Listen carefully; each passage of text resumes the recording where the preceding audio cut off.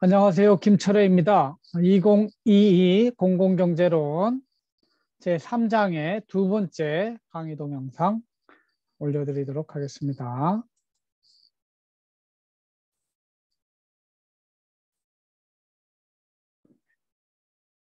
행정학도를 위한 공공경제론 제3장은 미시경제학 기초 두 번째 시간으로 4원리부터 7원리를 하고 있습니다. 전 시간에 4원리, 5원리를 했고 이번 강의 동영상에서는 6원리, 7원리를 말씀드리겠습니다. 6원리는 기업들은 독점력을 행사하려고 한다.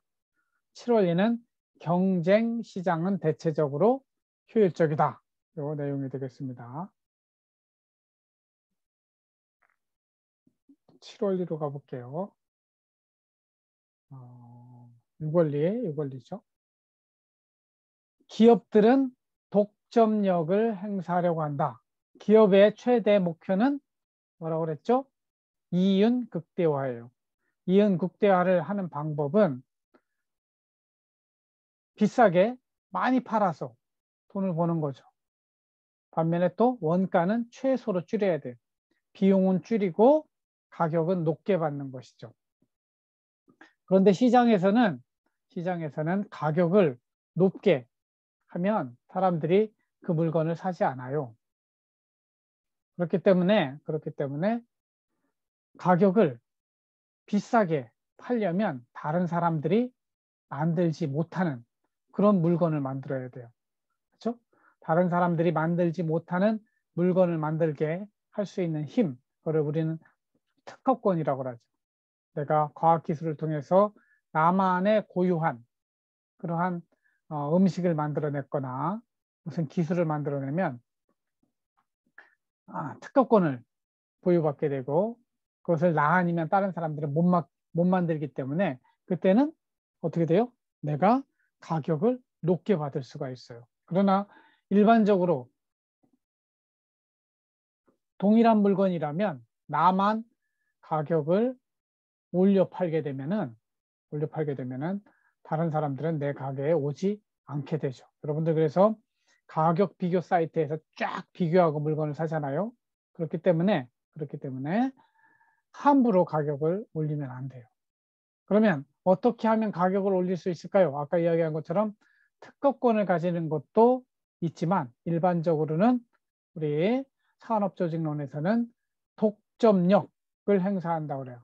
보통은 이제 카르텔이라고 그러죠. 몇 개 기업들이 합쳐가지고 이 물건은 우리만 만들자. 다른 사람 못 만들게 하는 이런 것들을 또 이제 독점력 이렇게 부르죠. 하나하나 살펴볼게요. 독점, 모노폴리. 독점이란 무엇인가?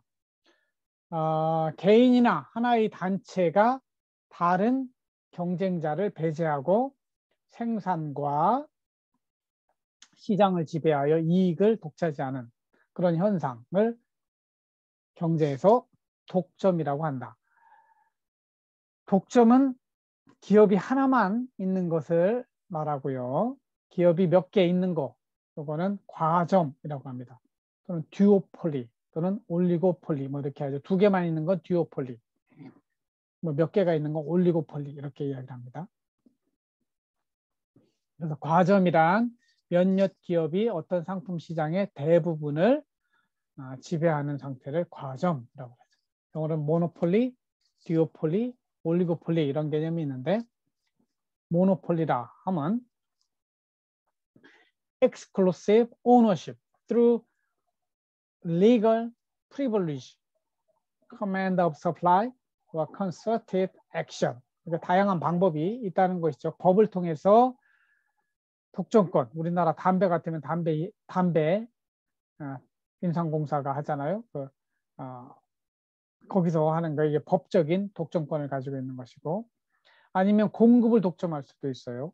그리고 아까 말씀드린 것처럼 몇 개 업체가 concerted action, 카르텔을 만들어서 할 수도 있어요.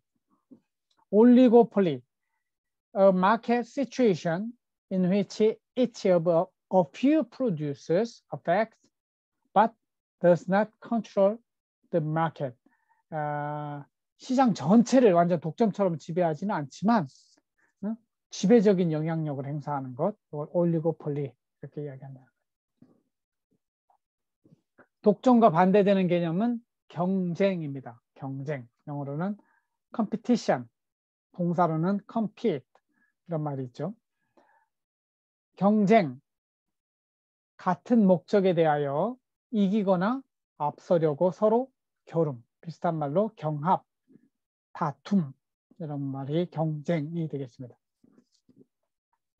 영어로는 competition 또는 contest 이렇게 되어 있죠. competition은 the act or process of trying to get or win something, such as a prize or a higher level of success that someone else is also trying to get or win. The act or process of competing. 우리 요즘 TV 프로그램들이 이렇게 경쟁 프로그램으로 하는 경우가 많죠. 싱어게인도 그렇고 TV조선에서 한 트로트 왕을 뽑는 것도 그렇고 이게 다 컴피티션이 되겠습니다. 이에 비해서 컨테스트도 비슷한 말이긴 한데 컨테스트는 a struggle for superiority or victory, 승리를 위해서 서로 싸우는 거죠. 다 우리 올림픽 게임에서 겪게 되는 이 진짜 경쟁은 이 시장에서 나타납니다. 지금 매일매일 핸드폰을 가지고 아이폰과 갤럭시가 싸우고 있죠. 냉장고를 가지고도 싸우고 에어컨을 가지고도 싸우고 자동차를 가지고도 싸우고 있습니다. 그런데 이 독점과 관련해서 여러 가지 개념들이 있어요. 그중에 자연 독점, natural monopoly라는 개념이 있는데 이제 경제학을 배우게 되면 자연 독점이 뭔가 이런 것들을 정도는 이해하고 있어야 돼요.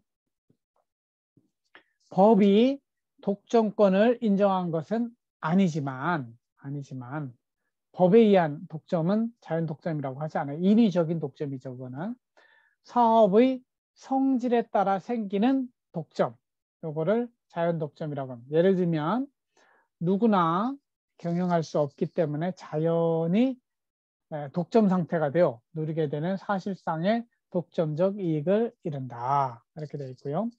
철도, 가스, 전기 사업 따위가 이러한 경우이다. 우리나라 철도는 철도공사가 다 하잖아요. 그걸 좀 경쟁한다고 SRT를 만들었는데 사실은 SRT는 노선이 다르기 때문에 경쟁사가 아니에요. 그래서 경쟁이라고 할 수 없고 철도는 독점입니다. 가스도 우리나라 전체 이 천연가스가 우리 안 나기 때문에 해외에서 들여오는 것을 팔아먹는 가스공사, 한국가스공사라고 하는 게 있어요. 가스공사가 독점을 하고 있죠. 전기, 한국전력이 독점을 하고 있죠. 이런 산업의 특성은 첫 번째, 돈이 엄청 많이 들어요. 처음 시작하려면 돈이 엄청 많이 들고, 두 번째는 전국에 네트워크를 깔아야 돼요. 철도망을 깔아야 되죠. 전기망을 깔아야 되죠. 가스망을 깔아야 된단 말이죠. 이러한 사업의 성질, 사업의 특성 때문에 자연적으로 하나의 기업만 그것을 하게 되는 그러한 특성을 가진 것을 자연 독점이라고 한다. 자연 독점의 원인은 그래서 엄청난 네트워크 장치가 들어가기 때문에 장치 산업 또는 네트워크 산업이라고 부르고 막대한 초기 투자 비용이 들기 때문에 한 기업이 이걸 하게 된다는 것이죠.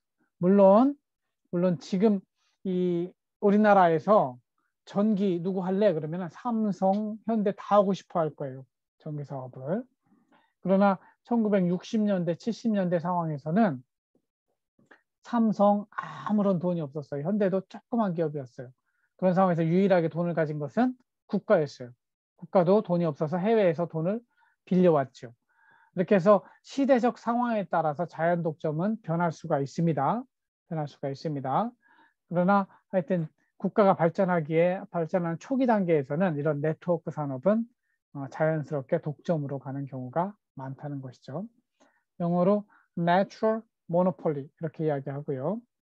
An industry where there is only one producer because of the nature, the nature of the industry. 그 산업의 본성, 특성 때문에 나타나는 것을 자연 독점.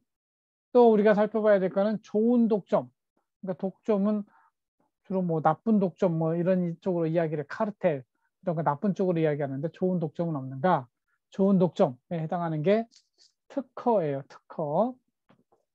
특허에 대해서 살펴보면 특정인에 대하여 새로운 일정한 권리, 능력을 주거나 포괄적인 법령 관계를 설정하는 행정행위, 공업 소유권의 하나, 뭐 이렇게 해서 이 안에 들어가는 게 우리는 요즘은 이제 지적 재산권이란 말을 intellectual property right이라는 표현을 쓰는데 특허법, 실용신안법, 의장법에 의하여 발명, 실용신안, 의장에 관하여 독점적, 배타적으로 가지는 지배권으로 특허청의 심사를 거쳐 등록함으로써 발생하며 출원 공고일로부터 20년간 특허권이 유지가 됩니다.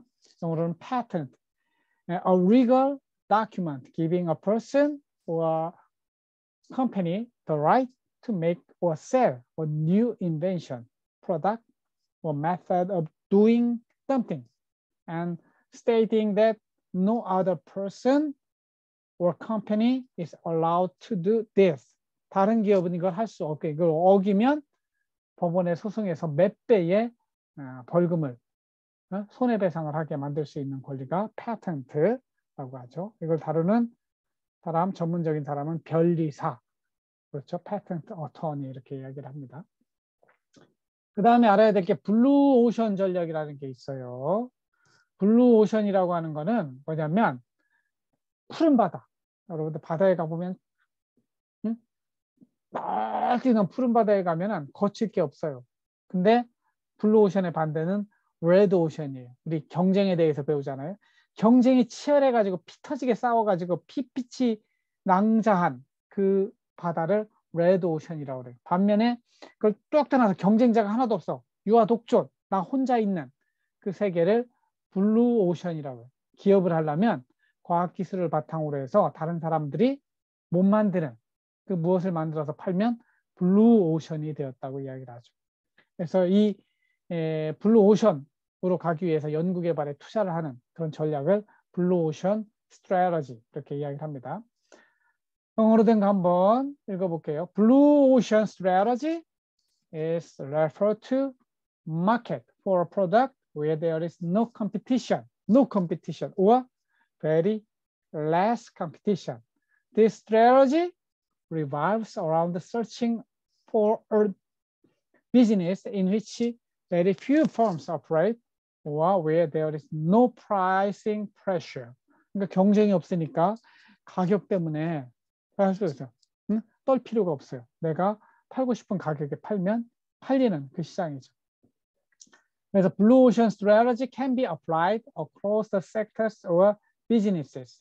It is not limited to just one business, but let first understand what is 뭐 이렇게 하는 내용이 나오는데 그래서 블루 오션 여러분들도 직장을 어디 구할 때 보면은 여러분의 능력이 이 세상에 나밖에 없어. 그럼 여러분들은 블루 오션 시장에 가 있는 것이죠. 그래서 여러분들 남들 다 하는 그런 거 하지 말고 여러분들만이 이 세상에 필요로 한데 나만 할 수 있는 그것을 하게 되면 내가 블루 오션에 들어가는 것이죠. 근데 쉽지가 않죠. 쉽지가 않죠. 하지만 끝없이 블루 오션을 지향하는 기업을 해야 된다는 게 블루 오션 스트래터지가 되겠습니다. 그 다음에 아까 좋은 독점 이야기하는 나쁜 독점으로서 카르텔이라는 게 있어요. 동일 업종의 기업이 경쟁의 제한 또는 완화를 목적으로 가격, 생산량, 판로 따위에 대하여 협정을 맺는 것. 그렇죠? 그렇게 되면 독점이 되죠. 이렇게 하게 되면 각 기업의 독립성은 유지되는 이런 상태에 트러스트라는 개념이 있는데 트러스트하고 다르게 카르텔은 서로 짬짬이라고 그래요.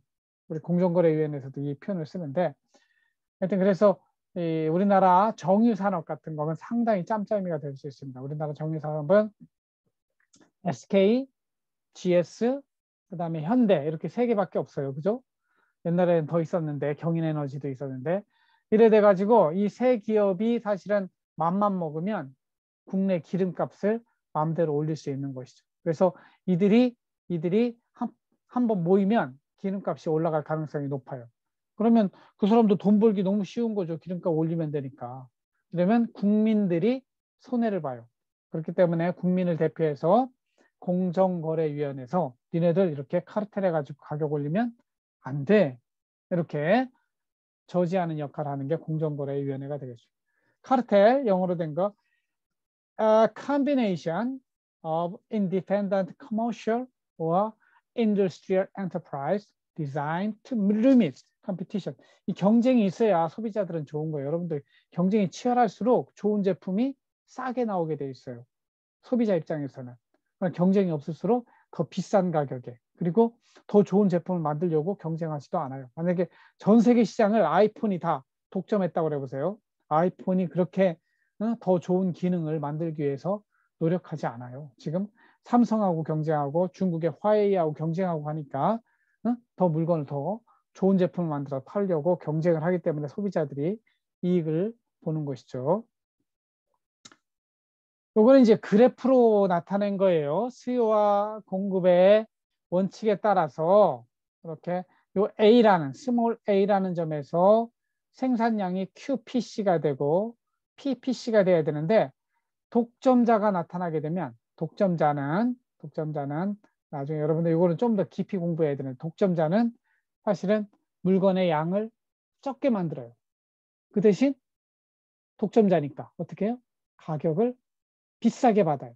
그러니까 적게 만들어도 얼마든지 자기가 이익을 볼 수 있는 거죠. 왜냐하면 가격을 자기 마음대로 조정할 수 있으니까. 그래서 독점자가 나타나면 생산량을 요 빨간 QPC로 줄여요. B지점으로 줄여요. 근데 가격을 이렇게 낮추면 좋은데 낮추는 게 아니라 가격은 더 올려버려요.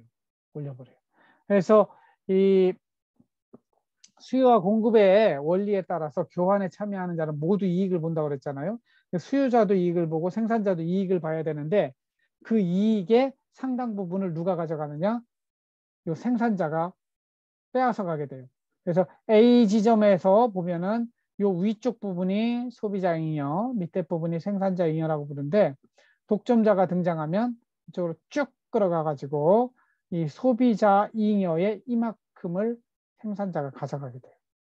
그리고 사회 전체적으로는 이만큼의 손실이 요 하버거 삼각형이라고 부르는데 전문용어로 요 삼각형 AB 요 삼각형만큼의 사회적으로 이익이 감소해요. 그러니까 이 공정거래위원회가 이런 카르텔 독점을 때려잡아야 되는 것이죠. 이거를 전문용어로는 deadweight welfare loss 또는 뭐 우리 경제학 교과서에서는 자중 손실 또는 사중 손실 이렇게 번역을 하는데 이거를 deadweight welfare loss 이렇게 부른다 하는 거를 여러분들이 이해하시면 되겠습니다. 독점 기업은 어떻게 이윤을 극대화하는가? 기업은 독점으로 어떤 이익을 얻을까요? 독점자가 되면 가격을 마음대로 설정하는 할 수 있는 가격 설정권을 가지게 돼요. 그리고 사람들 보고 쟤는 비싸게 팔아도 살 놈이네. 그러면 비싸게 팔아요. 얘는 좀 낮춰서 팔아야 되네. 그래서 일물일가 우리 시장에 보면은 하나의 물건은 하나의 가격이 형성되어야 되는데 독점자 입장에서는 가격을 차별할 수 있는 권리가 생기는 것이죠. 물론 이 가격 차별이 우리 눈으로 보는 곳에서는 지하철, 노인들 무료로 해주고 가격이 0인 거죠. 청소년 요금 해가지고 이렇게 버스 요금도 이렇게 서로 똑같은 서비스를 이용하는데 다른 가격을 부과하는 것, 이걸 price discrimination, 가격 차별이라고 하는데 독점자가 되면 아무래도 그렇게 할 수 있는 여지가 생긴다는 것이죠. 그럼 어떤 방법으로 독점력을 확보하는가? 카르텔이라든가 특허권, 전매권, 네트워크 산업. 이렇게 네트워크와 같은 이런 것들은 제가 자연 독점이라고 그랬고 특허권은 좋은 독점, 카르텔은 나쁜 독점 이렇게 이야기했죠. 독점을 하게 되면 사회적으로 어떤 영향이 있는가? 당연히 독점자는 가격을 높게 받습니다. 가격이 올라가고 사회 전체적으로 후생, 사회 전체적인 이익을 웰페어를 번역해서 후생이라고 그래요. 후생 손실이 발생하게 되죠. 그러나 특허 같은 경우는 특허권을 부여하지 않으면 누구도 그 물건을 만들어내지 않아요. 예를 들면 우리 제약회사 요번에 뭐 코로나로 인해서 뭐 파이자 이런 데 엄청 돈을 받았는데 거기서 캡슐 하나 만들어내는데 새로운 약을 만들어내는데 약 1조 원이 들어갑니다. 연구개발로 다 실험하고 그러려면 식약청에서 할 때는데 1조 원이 들어가는데 한 번 만들어 놓은 거 두 번째 만들 때는 너무너무 쉬워요. 그거를 약 캡슐로 된 거를 빡 빻아요. 망치로 때려서 쫙 빻고 원심 분리기에 쫙 돌리면 성분명이 쫙 나와요. 아, 여기는 칼슘, 비타민, 몇 대 넣으면 이거랑 똑같은 약 만들 수 있네. 이렇게 약을 카피해서 만들어내는 거. 오리지널이 아니라 카피해서 만들어낸 약을 일반 의약품 또는 제네릭이라고 불러요. 그러면은 처음 만든 사람은 1조 원이 들었는데 두 번째 만드는 사람은 10억밖에 안 들어요. 그러면 누가 처음 약을 만들려고 할까요? 다른 사람 먼저 만들기만 기다리고 있게 되죠. 결국은 누구도 그 약을 만들어내지 않아요. 그럼 그 약이 이 세상에 나타나게 하려면 어떤 방법밖에 없어요? 최초로 만든 사람한테 특허권을 20년 주는 거예요. 20년 주면 너 그때 1조 원 투자비 들었지, 연구개발 들었지, 그거 다 20년 동안 다 본전 빼먹어. 원래 이까지 다 빼먹은 다음 20년이 지난 다음에는 그 다음에는 일반 사람들도 그거를 카피할 수 있도록 해요. 그렇죠? 이렇게 해서 제약회사들에 적용되는 게 이게 신약과 일반 의약, 카피와 신약, 오리지널과 제네릭의 차이가 되겠습니다. 그래서 우리나라 제약산업은 그동안 다 제네릭만 했어요. 서구 선진국에서 만든 신약을 그 특허권 지난 거 카피하는 그러니까 제약회사들이 그렇게 돈이 없죠, 우리나라는. 그리고 다 영업은 의사들한테 가서 골프 쳐주고 뇌물 바치고 해서 우리 약 써주세요 이렇게 돈 벌었는데 지금은 그래도 삼성바이오도 생기고 LG 생활 건강에서도 하고 뭐 그래서 신약들이 나오고 있어요. 그래서 자동차가 전 세계에 이렇게 뻗어나가는 것처럼 제약, 생명공학 이런 쪽도 우리나라가 상당히 앞서가고 있는데 근데 대기업이 나쁜 점도 있지만 이런 점에서는 세계 경쟁할 때 굉장히 필요한 겁니다. 이런 거 하여튼 착한 독점이라고 부른다. 정부는 어떻게 독점을 규제하는가? 공정거래위원회라고 하는 그러한 독립위원회를 통해서 이 독점을 규제하는 일을 하고 있다. 이해하시면 되겠습니다. 7원리로 가겠습니다. 경쟁시장은 대체로 효율적이다. 시장에서 소비자는 어떻게 행동하는가? 그러니까 경쟁시장이라고 하는 시장에는 참여자가 수요자, 소비자, 공급자, 이렇게 생산자, 소비자와 생산자가 있는 것이죠. 이 소비자는 기본적으로 어떻게 행동하냐면 효용 극대화, utility maximization. 소비자는 시장에서 자신의 효용을 극대화하는 선택을 하려 한다. 동일 가격이라면 최상의 품질을, 동일한 품질이라면 가장 낮은 가격의 제품을 선택한다. 이 두 개를 합친 거 가성비, 가격 대비 성능 비율. 그렇죠? 그래서 우리는 가성비가 좋은 물건을 샀을 때 친구들한테 자랑하고 싶죠. 내가 효용을 극대화했어. 그렇게 못한 사람들은 그 사실을 숨기죠. Utility maximization. Utility maximization refers to the concept that individuals and firms seek to get the highest satisfaction from their economic decision. 자신의 경제적 결정으로부터 최고의 만족을 얻게 하는 전략. 그럼 생산자는 어떻게 행동하는가? Profit maximization. 생산자는 시장에서 자신의 이윤을 극대화하는 선택을 하려 한다. 동일한 가격이라면 최소 비용으로 질 좋은 제품을 만들어야 돼요. 비용 절감 노력이죠. 동일한 제품이라면 더 높은 가격에 판매하라고 그래요. 어떻게든 그래서 독점력을 행사하려고 하는 것이죠. Profit maximization. Profit은 total revenue, 이게 매출액이에요. 물건 total revenue에서 total cost, 원가를 빼면 이게 profit이 됩니다. 그래서 profit maximization occurs the biggest gap between total revenue and total cost. 이 사이에 물론 marginal revenue, marginal cost라는 개념이 있는데 이거는 뒤에서 설명을 좀 할 수 있으면 하겠습니다. 이게 시장에서 일어나는 수요와 공급의 원리가 되겠습니다. 여러분 사탐 시간 때 배웠을 텐데 수요 함수라고 하는 거는 가격이 오르면 수요는 떨어지게 돼 있어요. 이게 요 Y축이 가격, 프라이스 축이고 요 X축이 퀀턴티, 수요량, 공급량.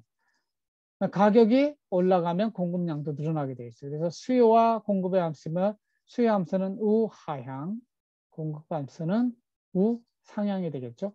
그 둘이 만나는 요 가격을 시장가 마켓 프라이스라고 하고 여기서 보면은 수요자는 이만큼의 이익을 누립니다. 이거를 consumer surplus, 소비자 잉여라고 부르고 생산자는 또 이만큼의 이익을 누립니다. 이거는 생산자 잉여, producer surplus. 그래서 이 큰 삼각형만큼 이건 뭐냐면 혼자 교환 없이 지내는 것보다 함께 바꿔치기를 함으로 인해서 시장에서 바꿔치기 한 번 일어날 때마다 이만큼이 사회적으로 이익이 생기는 거예요.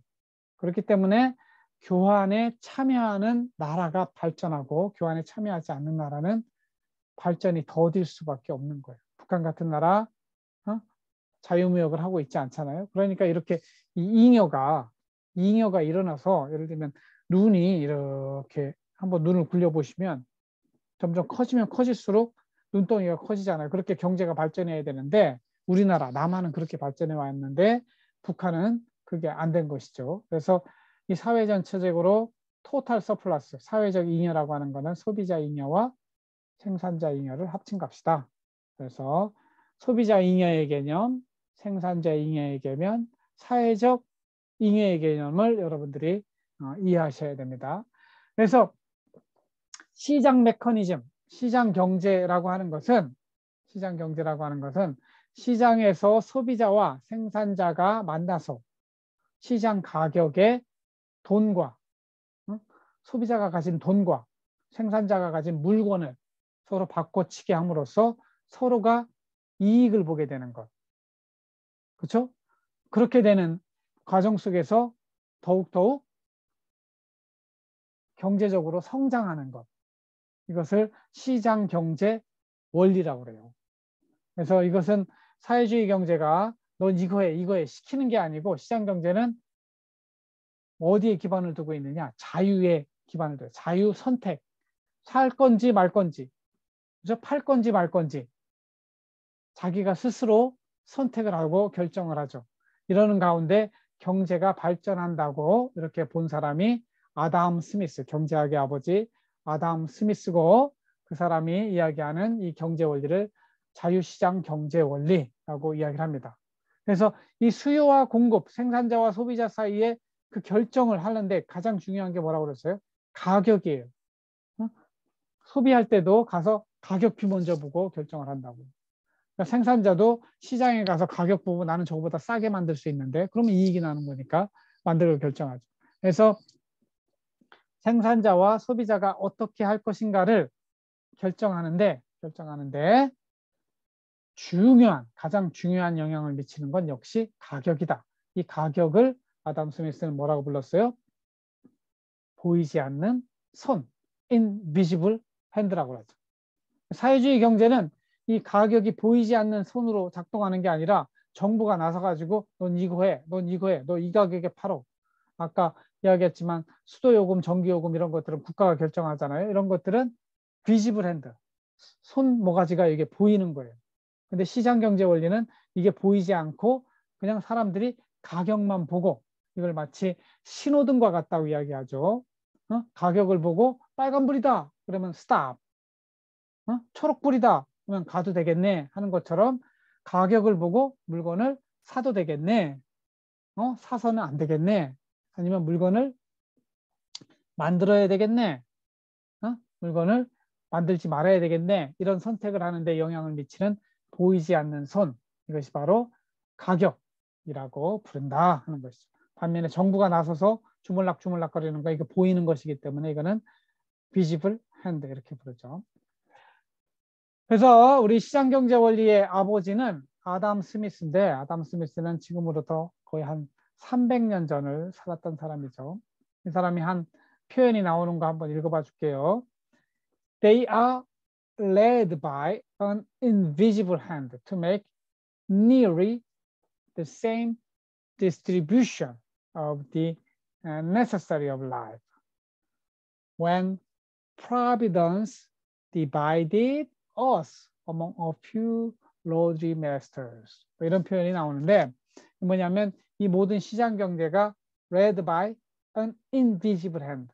사실은 이 invisible hand라는 표현이 그렇게 많이 나오지는 않아요. 근데 굉장히 이제 상징적으로 의미 있는 표현이기 때문에 아담 스미스의 국부론에서 나오는 이야기이기 때문에 사람들이 이제 그 후대 경제학자들이 굉장히 좋은 표현이다라고 이 표현을 쓰지만 실제는 아담 스미스 국부론에 그렇게 자주 등장하는 한 번인가 두 번 정도 등장하는 걸로 이제 자세히 읽은 사람들이 이야기를 하고 있습니다. 이렇게 해서 제 3장 강의를 마치도록 하겠습니다. 4원리부터 4, 5, 6, 7원리까지 살펴보았고요. 제 4장 강의에서 나머지 8, 9, 10 원리를 살펴보도록 하겠습니다. 여러분들 이 동영상 보면서 미리 예습하시고 특히 이제 코로나 걸리신 분들은 이 동영상 보면서 공부하는 걸로 대체를 합니다. 그러니까 코로나 걸리신 분들은 출석 걱정하지 마시고 이 동영상 보고 여기 질의응답 올라와 있는 거 여러분들 나름대로 노트에 그 정답을 여러분들의 정답은 없으니까 여러분들의 답을 한번 써보시는 걸로 대체를 하시면 되고 코로나에 안 걸리신 분들은 대면 강의 때 저랑 질의응답하면서 한 번 더 점검을 하도록 하겠습니다. 들어주셔서 감사하고 제 3장 강의 마치도록 하겠습니다. 고맙습니다.